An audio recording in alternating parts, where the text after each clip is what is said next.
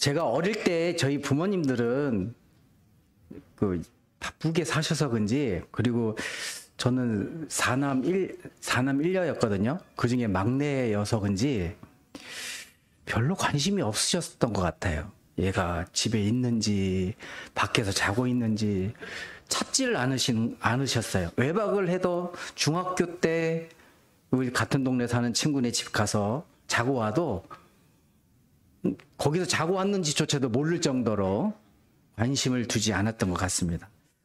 또 그러면서 칭찬도 별로 안 하시고 꾸지람도 별로 안 하셨던 것 같아요. 그냥 그 들판에 팍 풀어놓은 방목하는 그런 삶을 살았던 것 같습니다. 그럼 칭찬은 그 사람을 변화시키는 것 같습니다. 요즘 아이들은 어떤지 모르겠지만 저희 때는 다 저랑 비슷하시죠? 선배님들 많고. 그 학교에서 상을 받아오면 딱하니 벽에 붙여놨습니다. 부모님들이. 그죠? 그 색깔이 노릿노릿해질 정도로 오래되도록 붙여놓습니다. 아무것도 아닌데 괜히 그 부모님들 입장에서는 자식이 상을 받아오는 게 좋은 건지 뿌듯한 건지 남들에게 자랑을 하고 싶은지 모르겠지만 이렇게 딱 붙여놓은 경향이 많았던 것 같습니다. 요즘엔 안 그렇죠? 요즘은 안 그러시죠? 그나마 제일 그죠? 그나마 제일 젊으신 분이 권사님이시라. 하나님께서는 어떠실까요? 저희들한테. 하나님은 어떤 모습에 저희들을 보시고 가장 기뻐하실까요? 아마 제 생각에는 하나님께서 저라는 한 사람의 인생 속에서 가장 기뻐하셨던 날은 제가 하나님을 인식하고 하나님이 제 마음속에 들어왔다는 걸 알고 감동되어서 하나님 예수님을 믿습니다라고 고백한 날이 아닐까 싶습니다. 그때 천국에선 잔치가 벌어졌겠죠? 오늘 본문 말씀 1장 17절 보면 제가 읽어보겠습니다. 복음에는 하나님의 의가 나타나서 믿음으로 믿음에 이르게 하나니 기록된 바 오직 의인은 믿음으로 말미암아 살리라 함과 같으니라. 의인은 믿음으로 말미암아 살리라라는 이 말씀이요 한자어로 적은 것이 이신칭의입니다. 근데 어떤 분들은 야 이신칭의가 아니고 이신득의다라고 하시는 분들도 계세요. 이신득의와 칭의 차이점이 뭘까요? 득의는 득은 얻을 득이잖아요. 그러니까 의를 얻은 거고 칭은 칭하다, 불려지다라는 뜻이잖아요. 그럼 의롭다라고 의라고 칭함을 받는 거. 저는 칭함을 받는 거라고 생각을 합니다. 그렇게 믿고 있고요. 이신득의 의인은 하나님 한 분밖에 없으세요. 그리고 하나님이 아닌 존재들한테는요. 의다라고 말을 사실 하면 안 되고요. 의롭다라고 하는 표현이 맞는 것 같습니다.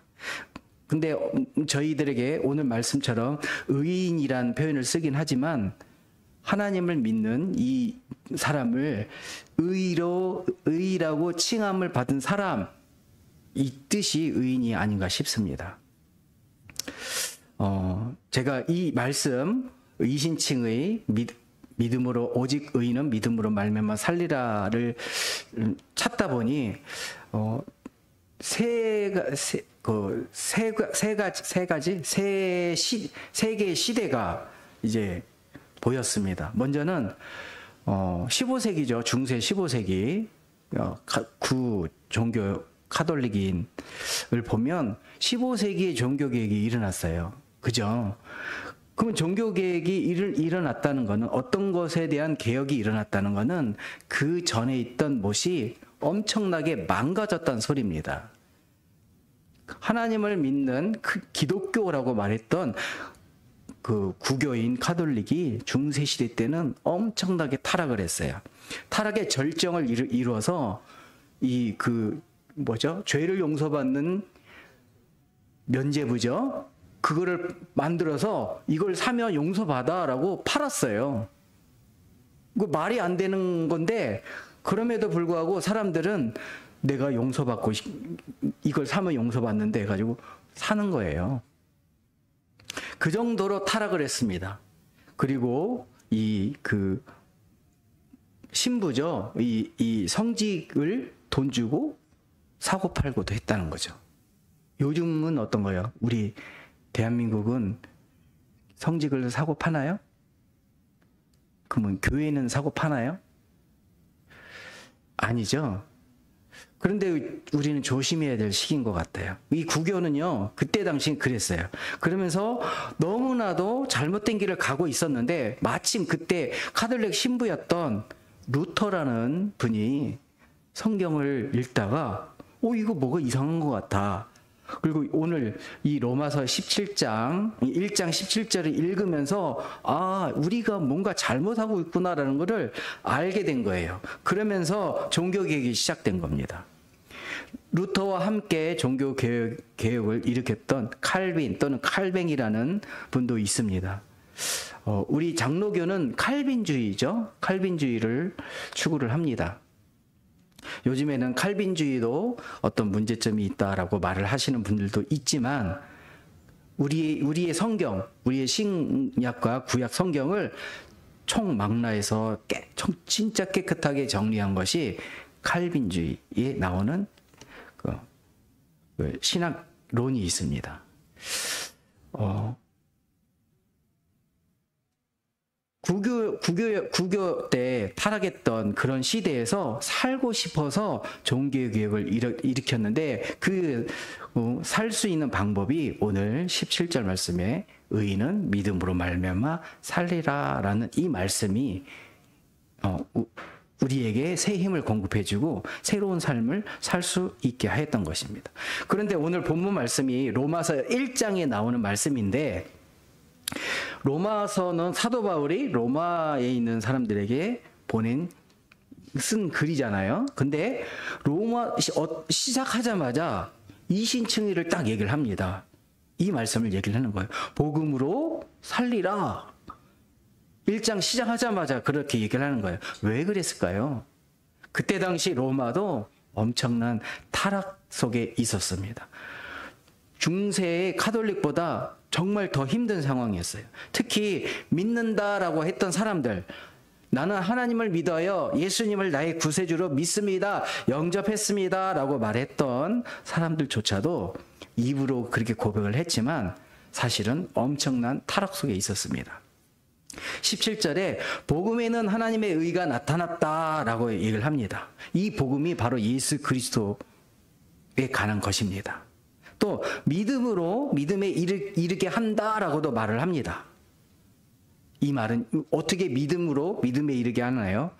하나님께서 우리에게 예수님을 믿게끔 믿음을 주셨습니다. 그리고 우리가 우리 믿는 마음으로 다른 분들에게 또 나는 예수님을 믿어, 이 복음이 우리에게 생명을 주는 거야, 구원을 주는 거야 라고 전달을 합니다. 또 다른 사람들이 그 복음을 듣고 영접하고, 즉 하나님으로부터 온 믿음이 다른 사람에게도 전달되고 그 다음 사람에게도 전달되는 이 표현이 관계적 표현이라고 얘기를 합니다. 하나님께 받은 믿음이 나를 통하여 다른 사람에게 흘러가는, 그래서 믿음으로 믿음에 이르게 한다라고 사도 바울은 얘기하고 있는 것입니다. 17절을 편한 이 딱딱한 말을 자연스럽게 다시 제가 바꿔서 얘기를 하면요, 이 복음으로부터 오는 믿음을 받은 사람은 의인이라고 칭하는데, 이 의인은 이 믿음으로, 여기서 말하는 믿음으로, 예수님을 믿는 믿음으로 산다라고 하는 말과 같습니다. 사도 바울이 로마서를 시작하자마자 이 이신칭의를 딱 이렇게 먼저 이거다라고 정의를 하고 시작한 이유가 있습니다. 오늘 읽지는 않았지만 18절에서 마지막 절까지 읽으면 정말 그때 당시에 로마에 있는 성도라고 불렸던 사람들의 이 마음이, 믿음의 상태가 정말 엉망이구나라는 걸 알 수가 있어요. 24절에는요. 마음의 정욕대로 정말 마음의 정욕대로 살았어요. 그래서 하나님께서 마음의 정욕대로 더러움에 내버려 두어 자신들의 몸을 더럽히게 하셨어요. 25절에는요. 피조물을 조물주보다 더 경배했다, 섬겼다라고 얘기를 하고 있어요. 27절은 더 과간입니다. 남자 여자 관계없이 서로를 향하여 음욕이 부릴 듯하고 남자가 남자와 더불어 부끄러운 일을 행하였다라고 얘기를 합니다. 그리고 29, 30, 31절 제가 읽어볼게요. 29절입니다. 곧 모든 불의, 추악, 탐욕, 악의가 가득한 자요, 시기, 살인, 분쟁, 사기, 악독이 가득한 자요, 수군수군하는 자요. 우리가 뒤에서 수군수군 하잖아요. 이것도 죄라는 거예요. 또 30절에 비방하는 자요, 하나님께서 미워하는 자요, 능욕하는 자요, 교만한 자요, 자랑하는 자요, 악을 도모하는 자요, 부모를 거역하는 자요. 31절에 우매한 자요, 배약한 자요, 무정한 자요, 무자비한 자다. 이런 사람들이 가득하다. 그러니까 너희들은 32절에 이런 일을 행하는 자는 사형에 해당한다라고 사도 바울은 딱 정하고 있는 거예요. 죽임을 벌써 우리는 이런 삶을 사는 우리는 사형을 받은 사람과 같다는 겁니다. 그런데 사도 바울은 이런 사람들마저도 살 수 있는 방법이 바로 이신칭이다. 믿음이다. 믿음으로 의롭다 할 수 있는 거다. 라고 얘기를 하고 있는 겁니다. 하나님을 알지 못하고 또 믿지 못한 사람들은 어느 누구나 구약 유대인들을 보더라도 마찬가지고요.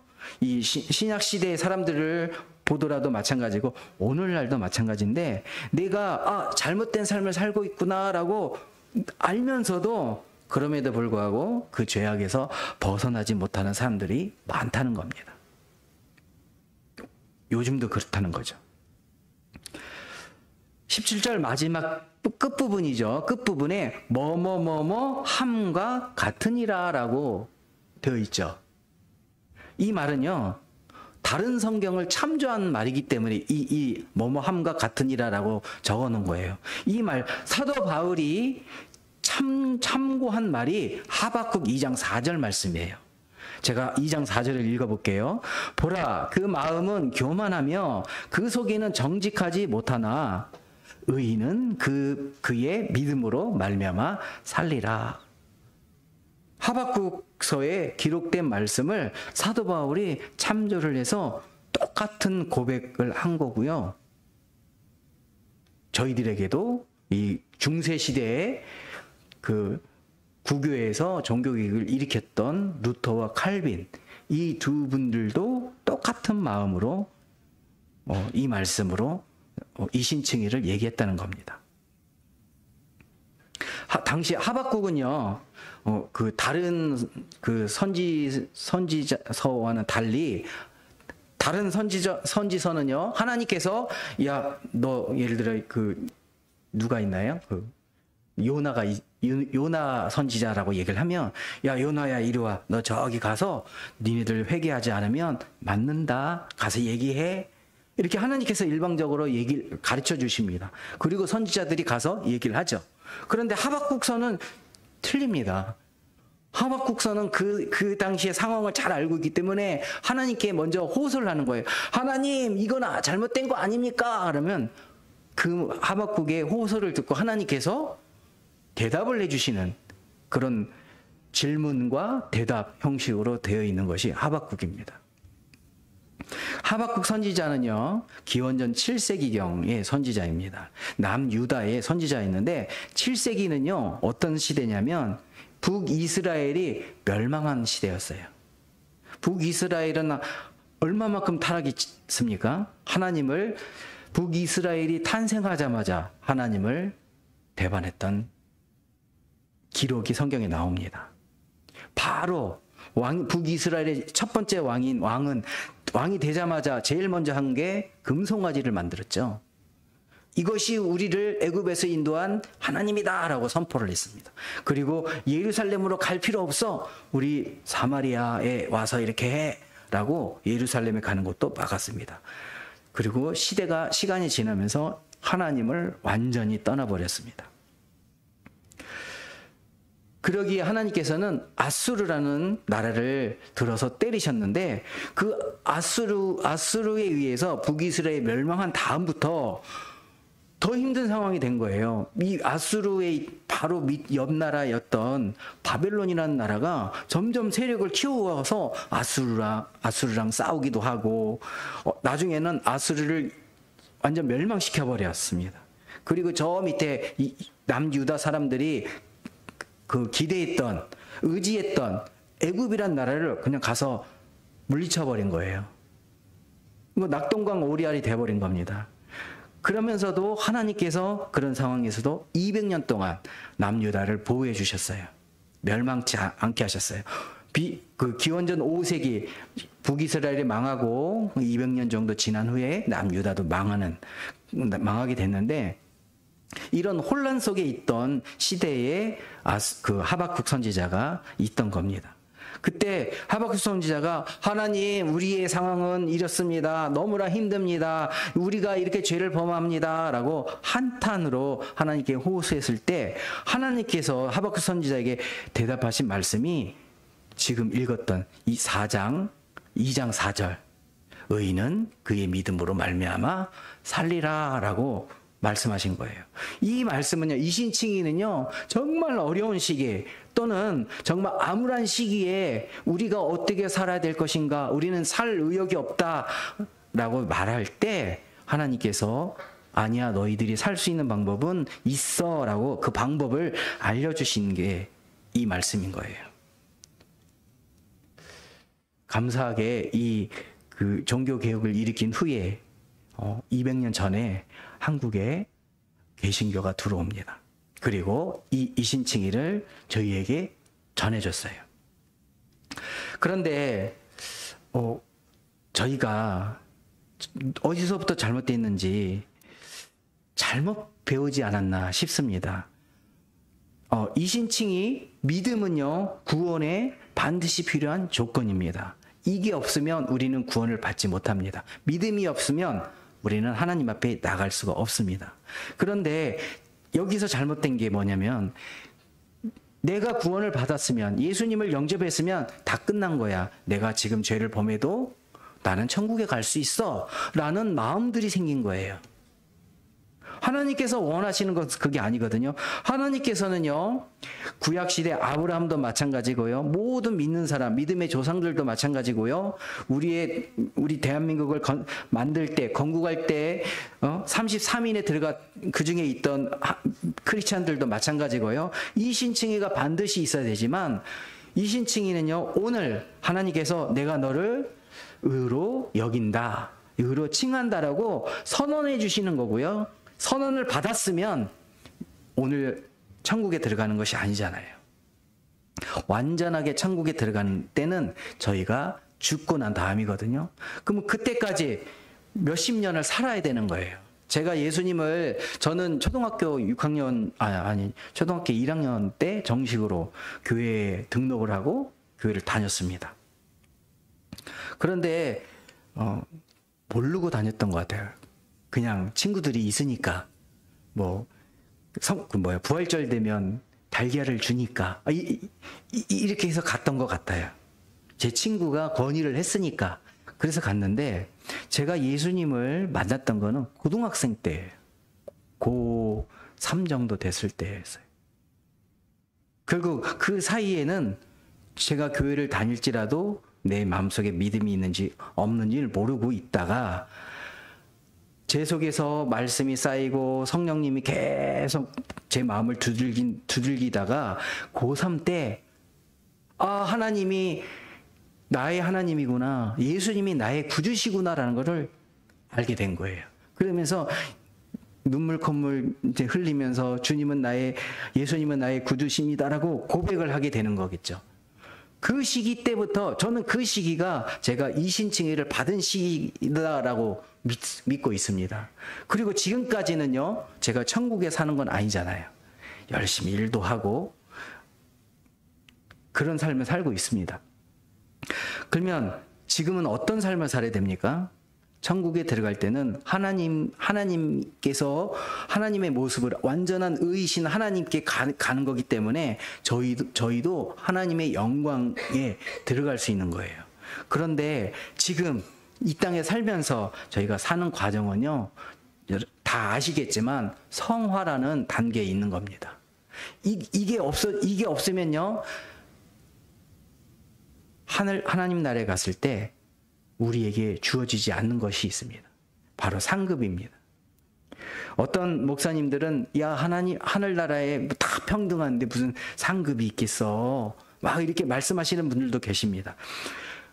그 말씀도 틀린 말씀은 아니지만 분명히 하나님께서는 선지자를 섬긴 사람은 선지자의 상급을 받고 어린아이에게 물 한 잔 준 사람은 그만한 상급을 받는다. 이런 상급 얘기를 예수님께서도 말씀하셨어요.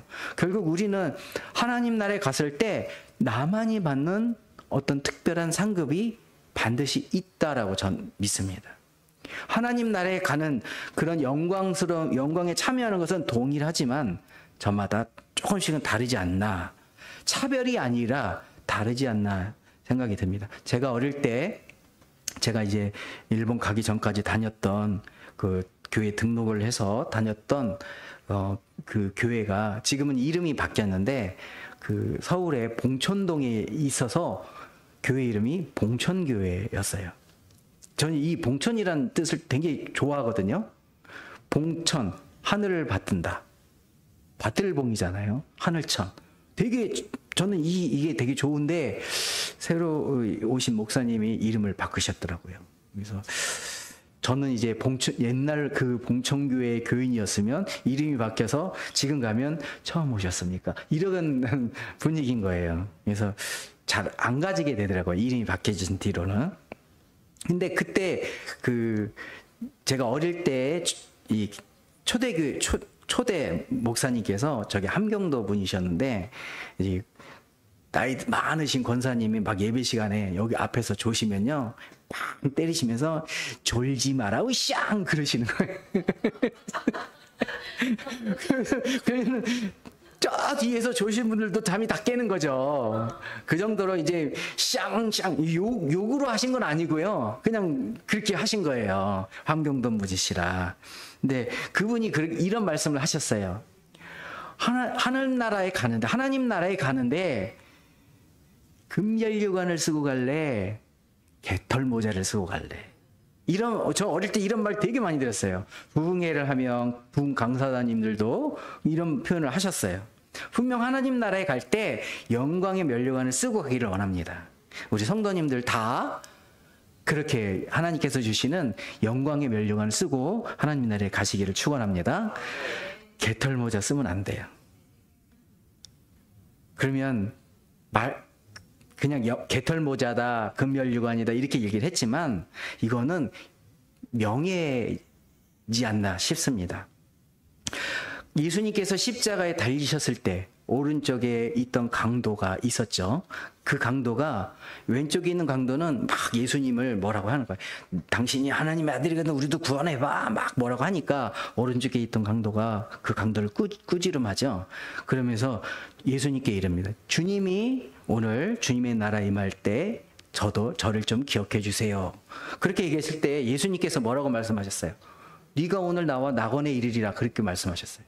그런데 그 강도도요, 이 십자가에 그때 당시에 십자가형은요, 예를 들어 나라의 반역자라든지 그냥 극악무도한 죄를 용서받지 못할 죄를 진 사람이 십자가형으로 사형을 당했는데 예수님은 아니잖아요. 근데 좌우에 있던 강도는 분명히 사람도 많이 죽였을지도 모르고 엄청난 죄를 범했던 사람인데 선한 것을 눈꼽만큼도 찾을 수 없는 사람인데 예수님께서 네가 오늘 나와 낙원에 이르리라 말씀하셨어요. 그래서 예수님이 말씀하셨기 때문에 그 강도는 하나님 나라에 갔을 거라고 믿습니다. 그런데 이 사람은 하나님 나라에 갔지만 영광의 면류관을 쓰고 하나님 나라에 간 걸까요?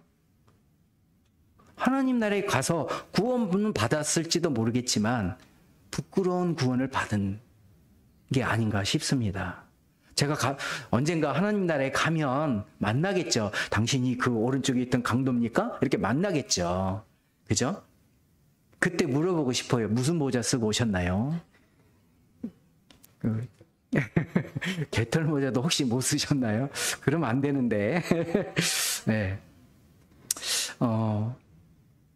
이 구원받는 모든 사람은요, 마지막 사람은요, 구원을 받았던 사람이든 하나님 알지 못해서 구원을 받지 못한 사람이든 마지막 심판날, 예수님께서 백보자 심판하시는 그날 모두 다 그 백보자 앞에 섭니다. 저희도 서요. 저희도 그 앞에 설 수밖에 없어요. 그런데 예수님을 알지 못한 사람은 이신칭의가 없기 때문에 너희들은 의롭게 여긴다, 의로 칭한다, 그 선언이 없기 때문에 그들은 영원한 지옥으로 가는 심판을 받는 겁니다. 그렇지만 저희들은요, 예수님께서 이미 이 사람들은 의로운 사람입니다라고 예수님께서 선언하신 사람들이기에 저희들은 구원의 영광의 심판을 받는 거예요. 그 마지막 날은 그렇다는 겁니다. 마태복음 10장 41절 42절을 제가 읽어보겠습니다. 아까 제가 잠깐 얘기했던 내용인데, 선지자의 이름으로 선지자를 영접하는 자는 선지자의 상을 받을 것이요, 의인의 이름으로 의인을 영접하는 자는 의인의 상을 받을 것이요. 42절입니다. 또 누구든지 제자의 이름으로 이 작은 자 중 하나에게 냉수 한 그릇이라도 주는 자는 내가 진실로 너희에게 이르노니 그 사람이 결탄코 상을 잃지 아니하리라 하시니라. 선지자의 상도 있고요, 의인의 상도 있고요, 상이 많다는 겁니다.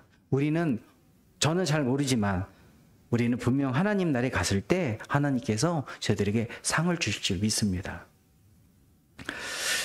또 요한계시록 22장 12절에 이런 말씀 하셨어요. 하나님은 그 백성 각자에게 그들이 일한 대로 상을 주실 것이다. 이렇게 말씀하고 계세요.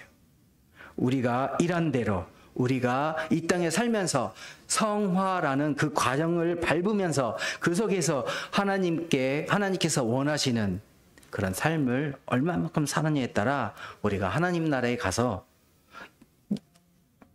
상을 받는 것이 달라질 수 있다는 것입니다. 물론 돈을 받지는 않겠죠. 그죠? 상징적으로 우리가 하나님 나라에 이 저축을 한다 이런 표현을 쓰겠지만, 하나님 나라에는 돈은 없지 않을까라고 생각이 듭니다. 그죠? 하나님의 은혜로 우리가 먹든 먹지 않든 그건 다 아무 의미가 없는, 먹고 싶은 사람 먹어도 되고 먹기 싫은 사람 안 먹어도 되고 배고픔도 없는 그런 곳이 하나님 나라이기 때문에 돈에 대한, 물질에 대한 의미는 없을 것 같습니다.